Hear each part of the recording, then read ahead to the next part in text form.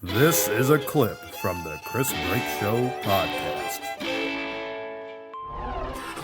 All right, you're back on the Chris Brake Show for a little special segment. Sarah has left for the day, and John is running an errand. And now I'm sitting here with our, I don't know what title to give this guy for what he was performing. He's a student of the podcast. He's only about a stone's throw away from us as far as our knowledge goes. But he wanted to see what we were doing here. His name is Zack Attack. I don't know if that's really his name. But he is starting his own podcast. Do you have a name that you're going with, Zach? Yeah, we're gonna go with Movie Buzzed. Movie Buzzed. Yeah, it's like Movie Buzz, but then the ED is in brackets. So you're putting brackets on. Now, will that be easy to search for on the... I hope so. I'm going to put as many keywords as I can that someone will find. What is the topic? What are you guys going to be doing exactly? Well, part of the title is that it gives away what we're doing, hopefully. And yeah. So you're going to make a movie while buzzed. We're watching a movie while progressively getting more buzzed. So I figure by the end, the best content will start to emerge. Hopefully. Wait, you mean the movie's going to get better or the show's going to get better? No, both. Both. But you might just be drooling on yourself as if you're Joel talking about cancer victims. It probably won't get that bad. That guy smoked way too much weed, didn't he? That guy fucking rambled. And I've hung out with that guy before when he was stoned, and I don't think he was like that at all. Well, the funny thing is he's always talking shit about me, like, because I've gotten into that guy before, where like he was... when we talk like anybody. Yeah, well, like we talk politics, and I'm like, I get crazy, schizophrenic watching this shit, and he's like those weird deep-seated, like, videos, like 9/11 Truth Movement, but Zeitgeist even deeper than that. Mm-hmm. And he wanted to talk about that. I'm like, no, I haven't watched those in years. I don't want to talk about it because I'll get crazy. And then he's like, no, you have to watch this video. And it was like a Sandy Hook video. I'm like, dude, I have not watched a video like that in years. And Joel's like, well, you got to watch this one. It's about Sandy Hook, which had just happened, like a week before. And I'm like, oh, fine, dude. If you want me to watch it, I will. And then I watch it. I'm like, yeah, man, that's just crazy. And he's like, whoa, calm down. What do you mean crazy? You can't be talking like that. I'm like, no. I was like, I totally believe it because of this and this and this and this and this. And, I'm just acting crazy. And this guy's like, you're crazy. I'm like, I'm not crazy. I might be acting crazy, but I'm not crazy. And it just came down to him calling me crazy. And I got really pissed off. And he kept saying things belittling me, saying that I smoke too much weed or drink too much alcohol and I'm losing brain cells. What, are you stoned on marijuana? Yeah, and then this guy's like, hey, I want to come on your show. And what does he do? He smokes weed. And he doesn't smoke fucking weed. Thing. Yeah, he doesn't smoke weed. Like, that's not his thing. He's not anybody I would classify as a pothead. But, he calls up on the show because he wants to, and he can't even get his fucking point out. And I think people that don't maybe necessarily indulge too much, they tend to exaggerate their level of intoxication, sometimes. So, and then fucking this and that and that and this and this. It's like, well, I know you're not stoned enough to fucking concentrate on what we're doing right now, which is trying to get a solid interview for this podcast. Like, help me out here. Yeah, it was his idea. It's like I can understand being nervous, so I'm going to call into his show. It's like, well, we're all friends, so you don't have to be nervous. And do me a favor, if you're ever going to call into this show and you're a friend of mine, just be yourself and don't build it up. And just do it. And don't try and one-up me because I'm going to smack you down. From experiencing it, now from a first-hand point of view, I'd say, like you said, just be yourself and don't get offended when someone's, it's not criticism. It's just friendly banter. You know what I mean? Like in the background, people are going to be cracking up because it's a humorous story. Like this girl laid this whole sob story on this guy about having cancer and whatnot, and that's like horrible. But then the combination of the way the guy told the story and like the anticlimactic nature of the end because he couldn't get through it. It was like, I can't help but laugh at you, but I want you to know that if only you were laughing with me. Yeah, and he was laughing. I mean, it's because he was a little too doped up. He's a potted plant over there, and I don't know if what he was doing was even telling a story. Like he was just recounting details that he remembered. Like, and that's why I liked it. You kind of took it over, and you were sort of telling the story for the guy. It's like, this is how you tell a story, guy. This is how you be you and experience your own life. But I mean, he laid the pieces in such a way that you couldn't even really make up for what he had done. No, that was you did take a survey of all three of us, and we all gave you shrugged shoulders as to what the fuck is this guy talking about. We got, and John summed up, we got frequent flyer miles, we got cancer, and that's about it until you're like, this chick did not have cancer. Holy shit, if this guy would have told this story correctly, this would have been an amazing revelation. If you got tips on how to tell a story, you can just send them over to us on the Twitter, or you can contact Jolted Joel on the Instagram. That's the only thing I know. Jolted Joel. Is it spelled? Is it spelled legitimately? It's as far as I know, it's Well, it was JOLTEDJOEL.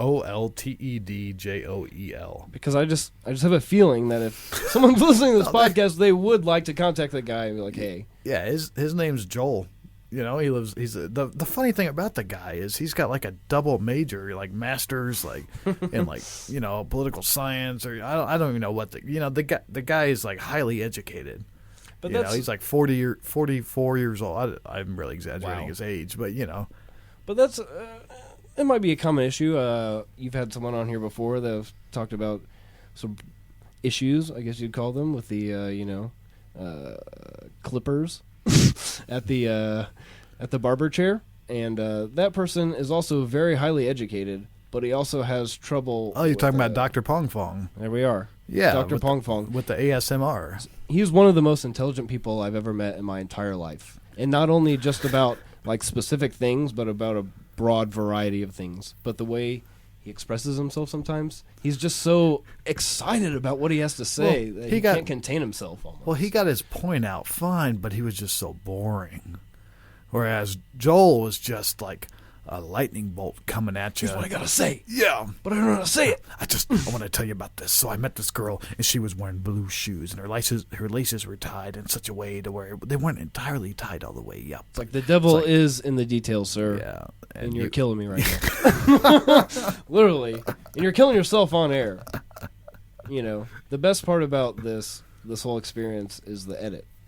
That you can do that. Not only on the fly. The edit's hard. But in advance, you're like, I might have to edit this guy. Holy shit, I have to edit this whole segment. Joel, like having Joel on the show and telling his story was the only time during the recording of the show that I realized I'm going to have to cut him out. And the worst, I think the worst part is this, my grandpa he's old, so he's getting kind of sick.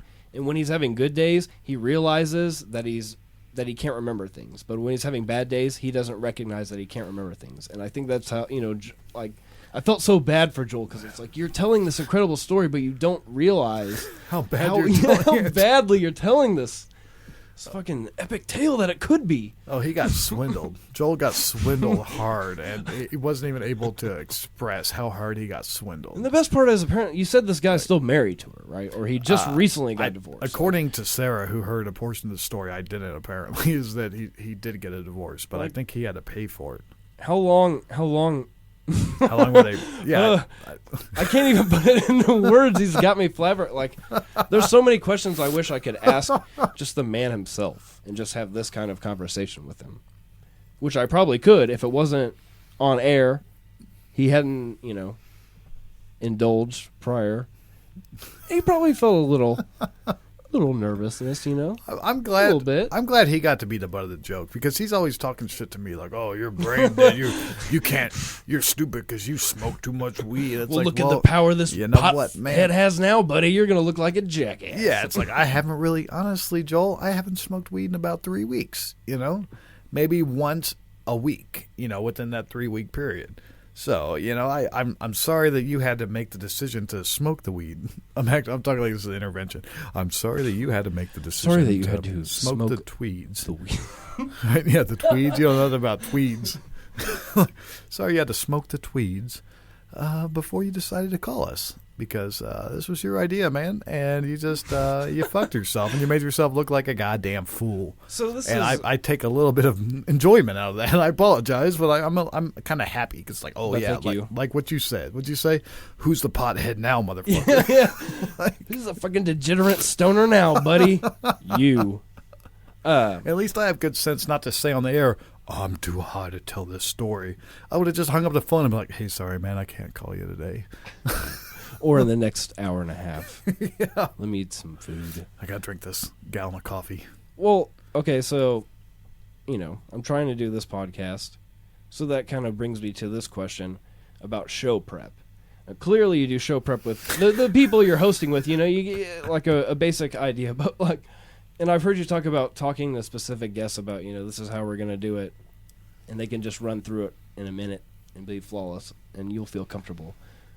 With Joel, did you at least let the guy know that, hey, this is what we're doing? But how far beyond that did it go? Was it like you need to construct this story so it sounds good, or like, well, we're just going to let you go ahead and, bullshit?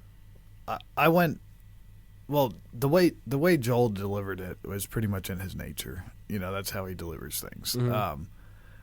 Personally, when I talked to him last night, he pretty much just said, or maybe it was 2 days ago, he said, I want to be on the show. And I was like, yeah, you know what, that's cool. And he wanted to talk about Batman. And I was... No, I am fully in. If you have any kind of Batman discussion, well, I will be the first listener. Well, you can... Yeah, okay, first good. caller, like whatever the fuck you want. I'll remember that. It probably would have went better than what we did. But I just had this... I'm sorry, I was fast by this conversation yesterday, and I used to be a Punisher, man, and now the past couple of years I've been a Batman guy. Like, Batman's my guy. But go ahead. So I told Joel... Batman... So I told Joel, I was like, you know what? Why don't you come on and tell that story about that cancer faker? And he was like, he's like, yeah, I'll do that. I hate that woman. I want to get her name out. I want to say her name. I want to do all this stuff. And then I warned him. I was like, you got to be careful about saying her name. Even if she did do all these things, you can't completely put her on blast. And he was like, I'm going to do it. I was like, okay, well, that's fine with me, because what do I care? Ain't my cancer ain't my problem. And then he tells me that he's going to come up with an outline and have key points he wants to touch on and get to, so that he doesn't just fumble his way through it. Beautiful. So I was like, okay, cool. And then about 20 minutes before he came on today, he texted me and said, I don't want to say her name. I was like, okay, cool, whatever. Then he got on the phone, and apparently he hadn't planned an outline. That's the best. That's what I was figuring. So yeah, and same thing with Brian, like I said earlier. But you can't control these things, and you got to run with them, and you can't really get pissed off about them. As far as show prep goes, you can't get too pissed off. I mean, I can get pissed off on the air. At the end of the day, when I get off the air, I don't give a shit. Like whatever, I'm going to call both these guys up and make fun of them. Mm-hmm. But during the air, it's even funnier if I'm like, all right, I got to cut you off, man. I'm hanging up. Like. So he was. I'm gonna get an outline. Yeah, both. I'm ready to go, bro. Like, when you call me, I'm going to be on spot. And then 20 minutes before, he's like, ugh. Well, he called me. Like, Joel called us. Like, both Brian and Joel were like, I'm making an outline. And then, when I talked to Brian, he didn't want to go through the interview thing. Because because what we aim for is a 8-minute interview. And then, but beforehand, I'll talk on the phone to the guests and do a 20 or 30-minute interview. And then a lot of times I've noticed with Brian is he didn't want to do the 20 or 30-minute interview because he did not want to expel himself. Is that the word? Expel himself, from the 8-minute interview. Oh, okay. So I don't know. So he wanted to get that feeling like it was kind of like, like a on-the-spot sort of thing. Mm-hmm. Pretty much what it comes down to. And, Zach, this is something I struggle with in my life. Brian doubted me. It came down to Brian doubting me. And in the end, as much as I love to be right, I'd much rather love to put on a better show. Mm-hmm. It's not that about being right, but Brian doubted me, and he got to witness firsthand what happens. So he doubted you in the fact that I don't need this prep or this to get ready. And I did tell him, I was like, you're a friend of mine, so you probably don't need it because I know everything you're going to say. And I'll try and direct you. But he wasn't even directable because he wasn't even really saying anything in the first place. So, since you're not going to do that, I'm going to go ahead and throw you for a loop and put you on double call with another guest. Yeah. Got to do something. You know, and I knew Adam Rickey was going to be a maniac because that guy's a loose cannon anyway. Yeah, he's like show prep.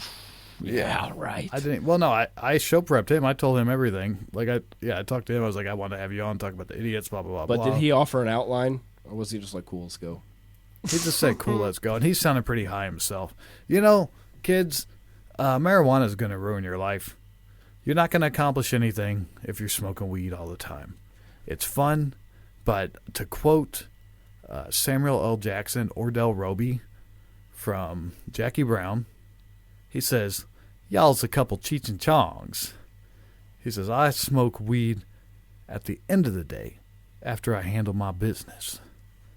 So keep in mind, kids, smoke your tweeds at the end of the day after you handled your business. I would have to agree there. I would say that the marijuanas are very anti-motivational.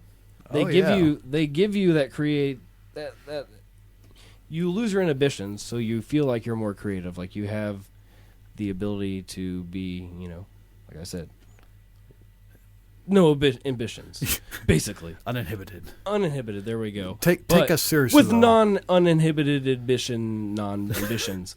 But it also plasters you to that couch.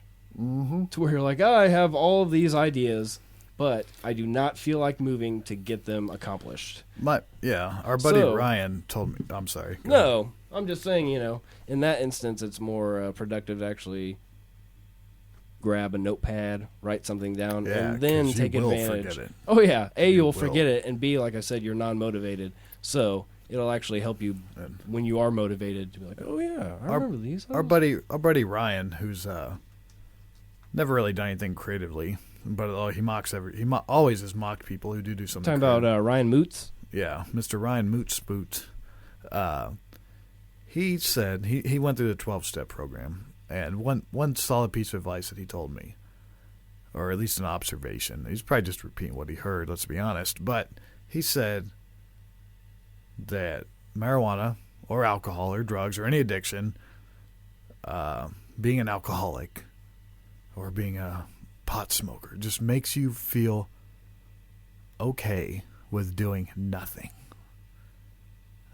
And, that's 100% true because I mean, having an addiction, I noticed Henry Rollins. I watched an interview with Henry Rollins from 1994 where people are asking about his work ethic and why are you so busy? Why do you do all this stuff? Why do you create these books? Why do you go on tour? Why do you do all this?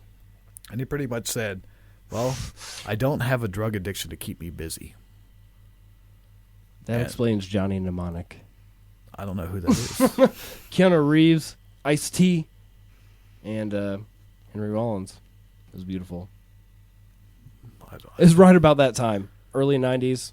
Johnny Mnemonic? Yeah. I don't know what that is. It's beautiful. Are you guys going to watch it on your show? I pray to God we will because it's one of those movies. See, that's the whole thing Give about the this people thing. to look forward to. They're like, this is what my co-host has said. It's like Mystery Science Theater 3000, but without being able to watch the movie. But it's not. We'll actually, these guys are like, we're intentionally watch these shit movies and make them better by, but laughing you just at made them. Johnny Mnemonic sound awesome. Blue blah bleeblore. I know. Blue blah bleeblore. Yeah, that's the robots and the aliens making the show sound better. In Mystery Science Theater 3000. I never really watched it. There's an alien, some kind of. It's like the guys on the Muppet Show, up in the balcony there. Yeah, I've seen the outlines of them. Yeah, that's basically. It just all seems stupid to me. That's the gist of the show. Don't hate me if you like the show, but it all seems stupid to me. Yeah, like chuckled. Yeah, we get it. You can watch a movie and you can make funny jokes about it. I like the idea of the riff tracks though. But you also can download the podcast. You know that, right? No. Oh, that's no. what I see, thought. That's where I was trying. See. Yeah, but that's the whole problem with everyone comparing you're comparing shit to other shit, and it's like, well, this has already been done, and this is, Well, I kept asking you if it was a companion piece.